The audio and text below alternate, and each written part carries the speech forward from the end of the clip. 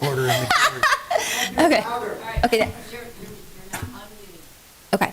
I'd like to call the meeting of Environmental Tree Advisory Commission, the Tree Subcommittee meeting to order for June 26th at 5 p.m.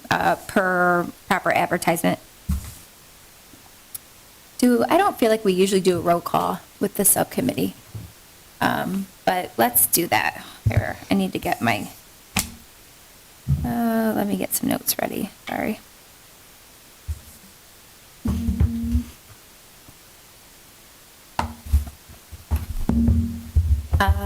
Linda Lucas? Here. Bill Burry? Here. Jody Haney? Here. Mark Ehrman? Here. Margot Puffenberger, here. Jamie Dye? Here. And Jason Mendelson. Present. Present. All right, and I think everyone was here. We've got the sign-up sheet up there for anyone in the audience who would, if you could please sign in, that would be great. Bill, do you have the agenda in front of you? Because I just have it electronically. No. Do you want me to just go through then? Okay. So first item on the agenda is an update on our spring tree planting. Well, who what? Microphone closer to you, yeah. The planting should be finished by tomorrow. Both section 1, am I too far away? Yeah, you are.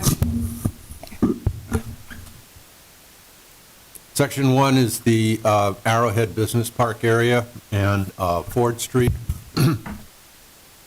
There's over 300 trees being put in there. And then section 2 is the Anthony Wayne Trail. And if anybody's gone down the Anthony Wayne Trail, you will have seen the evergreens that have been put in there over the last 2 weeks. The street trees, there's only 25, I think, total. And then there's some red cedars that are going around the pump station off Valley View Drive to block it from view from the neighbors. And that should take care of the spring planting for 2025. Over 600 trees. Wow. So, and if you take a ride down Ford Street and then go around Indian Woods Circle, it's beautiful. It's very nice. So, I've noticed it from 475 driving. oh, no kidding. Yeah, Nice. so like just driving by and like seeing like the empty road that then goes into the wooded near area. Bronzes, right. Yeah, and I've noticed all the trees, like it's noticeable because it was so stark before. It was like no trees and then the woods. Right. It looks really nice from there And even. the planters that were contracted are doing, both sections are doing a great job. Very Right. pleased. All right. Any questions? No? Are we going to talk about this dead tree list? Yeah. Because that's We another will. Uh, item. Yes, I think that's, yep, that actually, great transition, Mark. Next item on the agenda is the dead tree list update. Okay, I guess I'm doing that also. You all have a list of the dead trees that have been given to service to be taken out. And there is some notations after each one saying how it can be done. Some of them are young trees that just didn't make it through the first or second year, and they can just be pulled and filled, PF. The others need to be cut down, the stumps need to be ground, and then they need to be filled. And the double asterisk means that I think there's 4 of them done. So it means it's been completed. That means it's been completed. Okay. Yeah, Yep. yeah. And I just got that from Service today. They've been very busy doing other things. So eventually, this will be done. But if everyone would take this along, put it in your car, and, if you see a dead tree, check the list, and if it's not on there, then let myself or service know, and we can take care of it. The more eyes on trees, the better. And we won't, that way we don't have residents calling in and saying, hey, I've got a dead tree that's been here for 12 years and nobody's taking care of it. So, Well, and would you also say if you have concerns about a struggling tree as well? oh, yeah. Yes. Yeah, it should be dead and struggling, but, Well, and to talk more about that, we, in the tree awards, the Tree City USA Awards banquet we go to every year, a lot of municipalities make it a point to talk about the trees that they've taken down and comparing it to the trees they've put in. And the main goal is to at least be even, but planting more than what you're taking out. But it's something that the ODNR helps all the municipalities. Hi, Patrick. He's peeking from behind the flag. But it's a point that all the municipalities try to make. The ODNR tries to help them right. get more kind of organized with keeping track of how many trees are being taken out, how many are being put in, and making sure you have a nice balance with that. And then there's one more thing I wanted to talk about too with that. Well, and our percentage of dead trees to trees that we put in is probably less than 1%. So I think we're doing pretty well so far. That's great. Well, and it's like, Thanks to today's rain. yeah, that's going to be helpful. Great. God. Yeah. But it's pretty key, to have help. I feel like people letting us know about the trees out there that don't look so great. Because they need to be taken down so they don't cause any issues for people. Right. Okay, so Patrick has a question. I didn't do any count this year. This year, last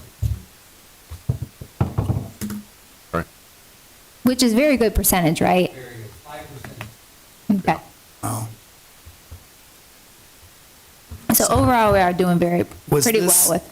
Was this list compiled by you? Yeah. Mhm. Yeah, I Okay. just did a drive around town and. Splashing I'm puddles? sure- I'm sure I missed some, so that's why if people can, while they're driving around, if they look around and see something, just Yeah. let us know. Yeah, I've been shooting him text. On 915 Hall, had, Oh, dead end. There were 2 trees there, the line was still there, but the dead one is gone. oh, okay, all right. Thank you. The line live in that corner. Oh, The other is gone.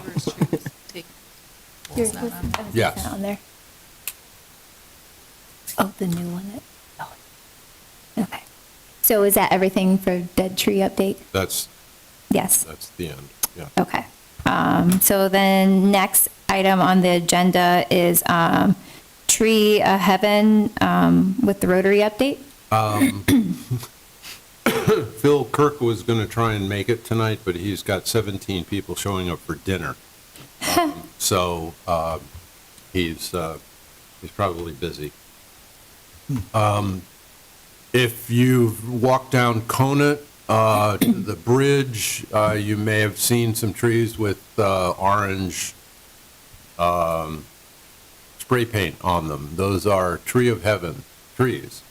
And Phil and a number of other people have been walking around town trying to identify trees of heaven. So we at least have an idea of how many there are. I'm sure you're all aware that tree of heaven is an invasive. And if you cut it down, it sprouts little trees of heaven right away. And so it's a constant battle to try and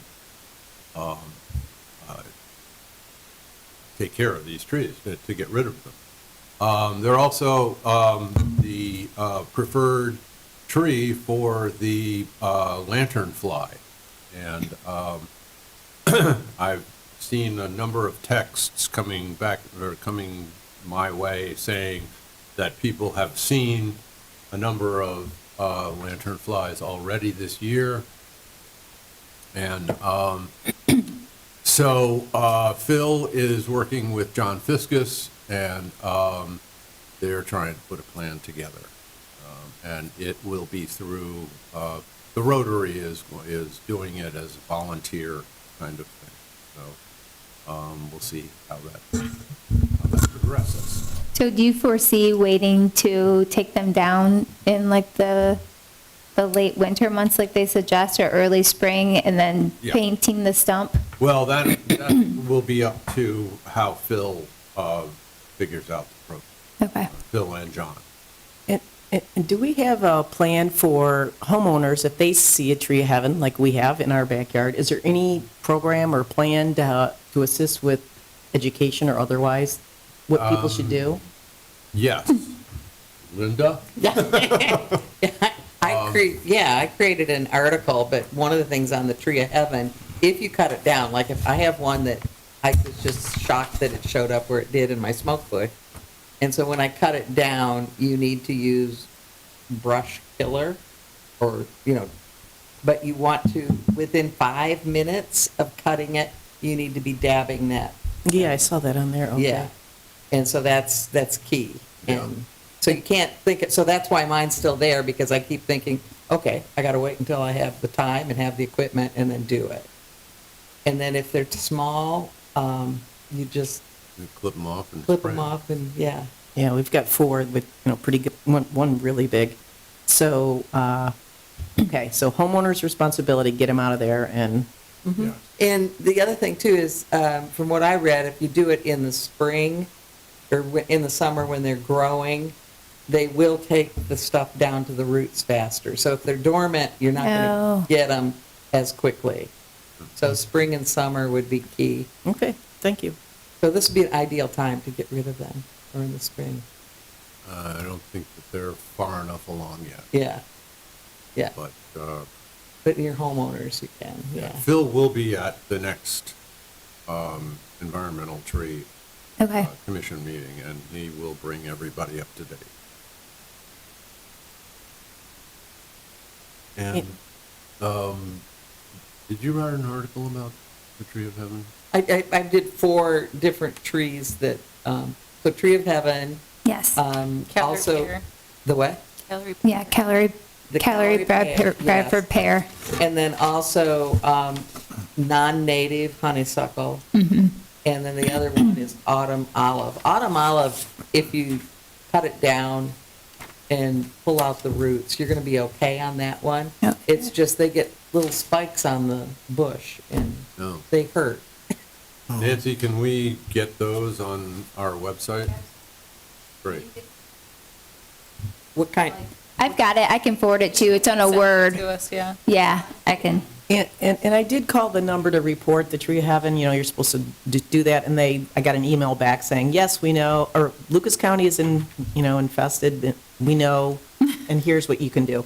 Yeah. So I thought that there was going to be something more than that coming, but no, not. No, But- so I just saw something, I think it was with OSU Extension's update. Yeah. But they added, it seems like they're more concerned with the new counties. Yeah. Because they just added a couple Yes. more to like the, and I don't know, I feel like one of them was like, on alert, make sure, you're not bringing the wood Right. between, but yeah, I feel like it seems like they're more concerned about the ones that they haven't heard. counties. Yeah. Makes sense. But those little tiny black with the white specks, those nymphs, they're all over right now. Yeah. They're all over. They're tiny. Thousands. I know, Yes. They're all over my yard. Yep. All over. I really appreciated that you included other plants to use instead. I thought that was Thank you. nice. Yeah, that was a Yeah. great touch to that. And most of them were pretty common. They're not hard to find.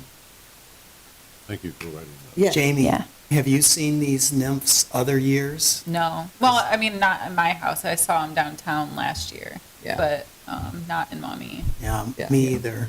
Last year, we had them, we're on River Road by Penguin Palace, and we had them last year, and we have them this year. Really? And more this year than last The year, I would nymphs say. last year? Yes. Okay, so I, for the first time, saw one, actually, first time ever live at my, period, but it was at my house last year, an adult one. But then this year was the first one I've seen the tiny babies. Yep. Yeah, and I didn't know what it was. I'm like, what's the weird bug with the white specks? Did I put paint on it? And then Jamie sent a picture.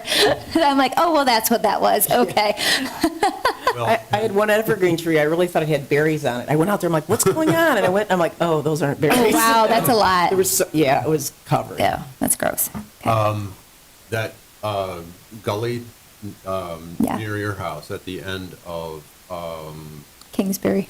300 block of, yeah, Kingsbury and the 300 block of West Harrison is filled with Tree of Heaven. Well, and I didn't know, I think, was it you that mentioned that they swarm? And that's one of Yeah. the things that people don't really know. So I was looking at pictures yesterday, and it's pretty not pleasant. Yeah, visually unappealing. Yeah. I think of the Bible story with the, The Okay. grasshoppers? yeah, Locusts? yeah, locusts. Now we have spotted lantern. Okay, so I will forward that document to you, Nancy, and we can get that on the website. Is that something that we would share with Mike at the Mirror and see if he would want to put some in? Okay. Okay.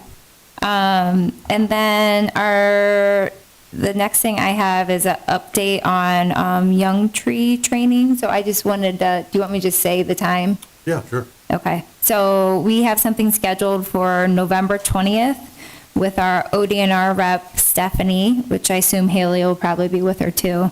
Our training, our new rep in training, from 9:30 in the morning until 3 p.m. at the police training room. And then we will go outside for her to, I assume, show us. Yeah. And so you can bring your lunch if you plan to, you're able to attend that. So if you are able, please try. If not, understandable, it's during the day. November Yeah, what? And bring your Fiskars, too. November 20th. 20th, okay. Bring your own pruning shears. Okay. And any loppers or just handheld? Just a handheld. Okay.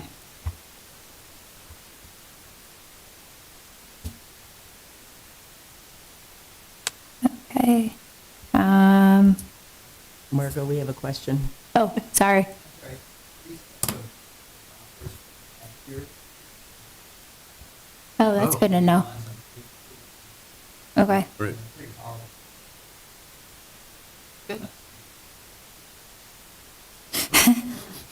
So you said in the basement? Yeah, they're on the shelf. Okay. Cool. Thank you.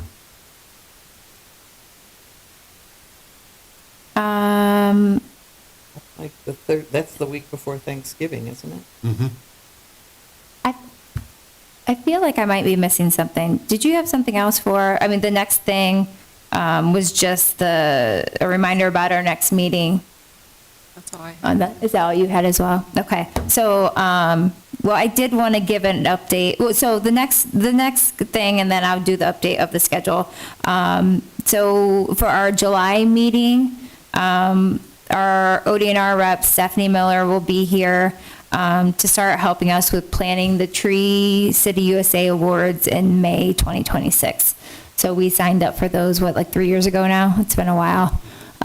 So we're, I guess, once the last city that hosted is finished, they have a whole book that gives you all the Right. all the steps. So she got that from the last cities, bringing it to us, and we'll be reviewing that. Correct? She's coming to that meeting. You told me, right? She is coming Yeah, to the okay. meeting, and between now and then, we need to all think about being the chairman for it. Okay. So we were going to need someone to chair the committee. Right. Okay. Don't everyone volunteer at once. All right, so we should send that out to the rest of the members too, to start thinking about that. Right. Okay. And then I really only have, well, I feel like our last event, June 10th, Jody presented the Energy Choice Ohio program, I guess you could call it. And we had pretty good attendance, and people seemed pretty excited about it. I know I compared the rates that Maumee's getting now in the aggregate, and they were higher than the ones that I could get online looking through that website. I figured out it was a difference of $14 every 1,200 kilowatt hours, which you said something about that number. Is that, how long does it take before someone uses that amount of energy, like 1,200 kilowatts? Did you say, or did you just kind of pick that as an example? No, that's about the average for Maumee is 1224, Okay, is what I found out from some research. So, yeah, that's an Okay. average per month. per month, okay. In Maumee, yep. Okay, so that could be a $14 savings every month. Yep. But so what I had to do was she put together a great sheet that gives steps on how to kind of go through and check out what the rates would be, and then how to switch. So I had to call Dynegy, is that the name of it? Call them and opt out. And to do that, I needed my customer number. And then once I did that and it processed through, it was a certain date. I got lucky. The day I called was the date that it needed to be. So then the following week, I went on the website and signed up. And so I think that takes like a billing cycle or two to do the switchover. But it was very simple, and it will save me money, and I will be supporting clean energy from the electricity that our solar panels are not making. So I'm excited about that. So that went well. And then our next event for July is on the 30th at 6:30 at the Maumee Indoor Theater. We will be showing the documentary How to Power a City. And Jody will actually have a table there before the event with the information for the Energy Choice Ohio information. So if you are interested and you missed the presentation, she'll be there to kind of help you out and kind of give you pointers or information on how you can do it yourself. And then we'll have the movie. And then the only other update is, so August, we planned on having a rain garden talk tour, and we were thinking the 19th. Linda, are you around? Is that a work night, the August 19th? That's a Tuesday, right? I think. Uh-huh. Yes, Tuesday. Yeah. Yes? So we can walk to get a rain garden tour? You want to start? So it needs to do it after work, so I think the last time we started at 6 p.m. Oh, that'll be perfect. So we would start at the library, and then people could carpool or just, make it down to your house afterwards. So she's going on vacation. Her and I are going to hop on a phone call to just kind of talk about what she thinks this second presentation, what she wants to include, and then how to kind of transition into yours. So if you want to, we can kind of meet too, if you want to talk about how you kind of want your tour to look like. You're good at giving tours of your yard. Well, I don't think you need much prep, so. Most of the rain garden, you can't really understand what it is because it's under the stuff. So if it rains, we'll be really lucky. Yes. So then that's the latest on our list of things to come. And then I guess a quick rundown. September's 3rd is the Erie Situation movie. And we're looking at, I need to contact Lucas Soil about doing another rain barrel making workshop. We planned that for October. And then Jody's going to be presenting the U.S. Globe office information in November. So so we need to pick a date for that. And then CCL will be doing a presentation for December. So that's the rest of the kind of year. Does anyone have anything else? There was, you probably got this too, or maybe even put it in your newsletter, but the National Home, the Home National Park or whatever. Homegrown National Park. Yes, they had this neat thing about buckets of water and putting the mosquito bait in it. Mosquito dunks. And I thought that might be a Yeah. fun thing to, maybe to talk about at the rain garden. I'm gonna have one in my yard because Okay. but the whole idea was it will keep, So do I. the mosquitoes will be attracted there, and then you don't need to go have the mosquito sprayers come and spray your yard. Well, and do you remember, were you at the talk where the mosquito people for Lucas County came for Garden Club? Were you at that? So, So I think that's where I learned about it through them and Douglas Talamy through Homegrown National Park. Yeah. But you do a bucket of water, you put in a handful of straw, you let it sit for a couple weeks, and it produces the perfect thing that mosquitoes want to come lay their eggs in. And then you put a mosquito dunk in there, and it kills all the larvae, which is the most effective way to kill mosquitoes. And it's non-toxic, like your dog can go drink it and it's fine. It won't be hurt, and it doesn't kill any other insects. But when you get mosquito fogging done, it kills everything. everything. And it does a very terrible job at killing adult mosquitoes in general. I think it's like less than 10%. You can, It can kill. you can call, or you can contact the county and opt out of Yes, getting your. out. fogged. Yeah, Oh, can you? yeah. Just hope it's not windy that day. Wow, that seems like it'd be. I a think heck it's of a more thing than to just a house. I think keep there's track like, of. it's an Buffer area, zone. I mean, yeah. it's kind of useless, but If enough people call. The whole street and this express, they don't have any of it. Yeah, yeah. Okay. Right, well, they don't do the 200 block of West Harrison. they don't do mine Who either. do you call? Ghostbusters. Lucas County. TASD. It's TASD. If you, Okay, our long driveway, so Yeah, uh-huh. Right. you would, Yeah, right, yeah, you can hear them, and they Jody, if you shut want, off at the one end of the street and turn back on at the other. And I just had it done because I have bees in the backyard. Okay. Okay. Yeah, I want to opt out. and Okay. they'll also send you emails to let you know when they're gonna fog in your area. Oh, nice. Because I got one again today. Nice. saying that they were will about be. to. Yeah. Huh. The mosquito dunks, they're like little donuts. You can order them on Amazon. They look like a salt lick, Yeah. kind of. Yeah. And mine look just like a little, they're about like this big, they look like a fat tea bag. Mm-hmm. And I got mine, I think, at Menards, Oh, okay. yeah. You got another question? so based on the acreage, how many buckets you need?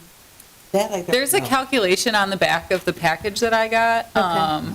Because I think for mine, it said to use like half of one, and it gives you 6 in the package I bought. So, I mean, it tells you what to do based on what size water you're putting it in, because some people put them in ponds or like other bodies of water.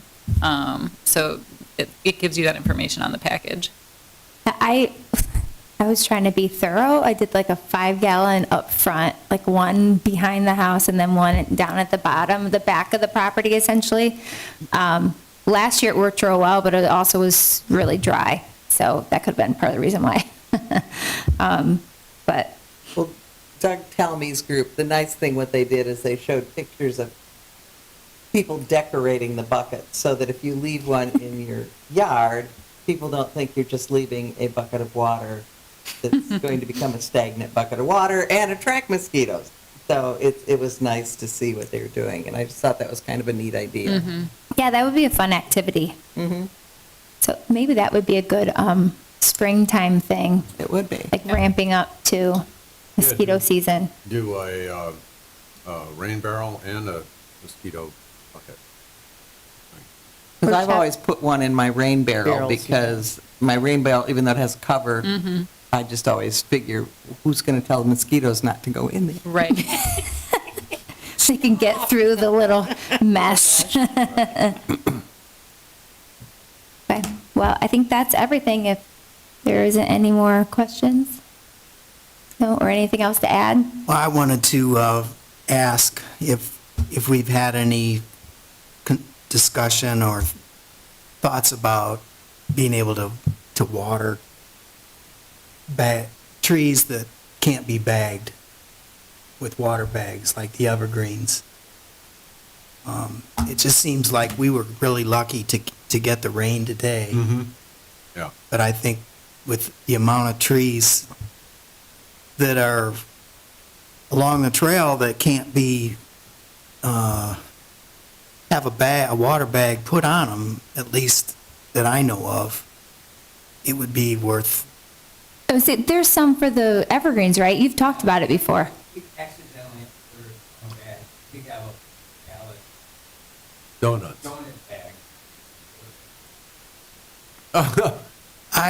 I think we did try that out on Yeah. White Street. Right. It's a recent addition. Angel Big tree. Yeah, that fouled Albert. And that was very troublesome to have the guys fill. I mean, they have to get down and be on the ground to access the port. And it's not that much water. In the port's first really place. small. It didn't work very well. I ended up taking water down there just to ease my own mind that tree was going to survive, so. Oh, there was, Lot. No, I used my truck. Good. Yeah, I probably had 20, 25 gallons each time. that's impressive, Mark. Thank you. Well, feel responsible down there. So you're just wondering if there are other options? Well, I think we ought to try to see if we can figure out a way to water those. I don't think those donuts are going to be the answer. No. They just don't. They're. So the donut was, Useless. the donut was tried on the Angel one? Is that what you're, okay. Yeah. Yeah, last summer. Okay. And it would take a long time if there's 300 trees in there and you are watering each tree for 2 minutes, that's a lot of time. Mm-hmm. A lot of time to be 600 out there. minutes, in fact. Does Smart like the that. service department have 6-7 hours. attachment to their watering truck that just kind of, Are we talking about? Yeah. Yes.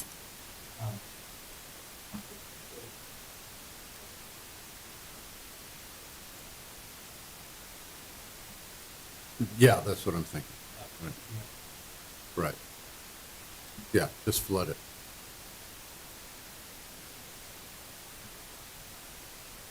Yeah.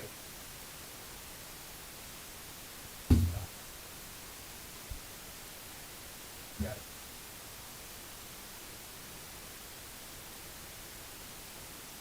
Right. Yeah, that's quite an investment to want to make sure that you don't lose. They look really It great. looks great. That does look great. It doesn't look to me like you could drive a truck through there. They're Well, you They don't look have to like drive they're- it through every, there Row. is, yeah, you don't have to drive it through every row because you're going to be dumping water and that'll seep out. But,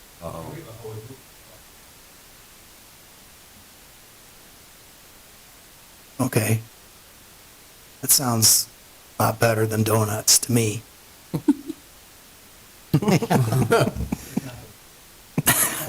Well, we did get a half inch of rain.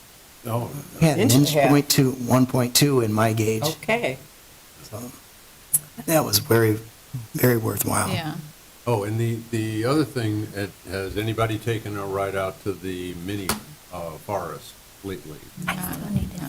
Yeah, I've been down there. I suggest that you do, because it is growing like, it's amazingly fast growing. Hard to believe Yeah, with that soil I know. that Where they, is this?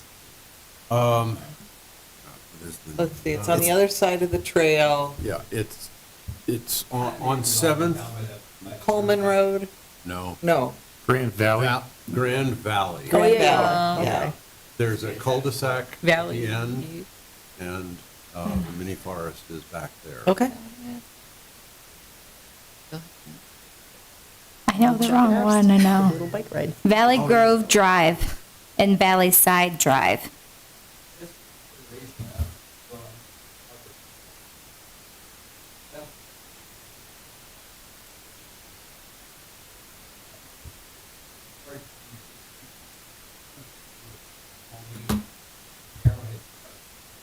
Yep. Yeah.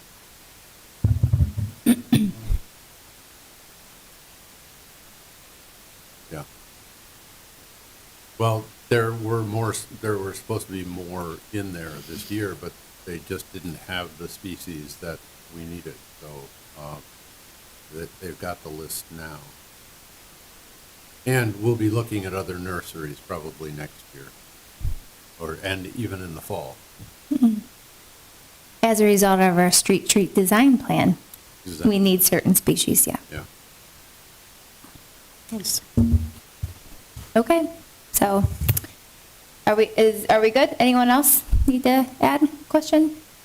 Okay, then we'll call the meeting, we'll adjourn the meeting at 5:41 p.m. I'll make a motion. Anyone want a second? I'll second.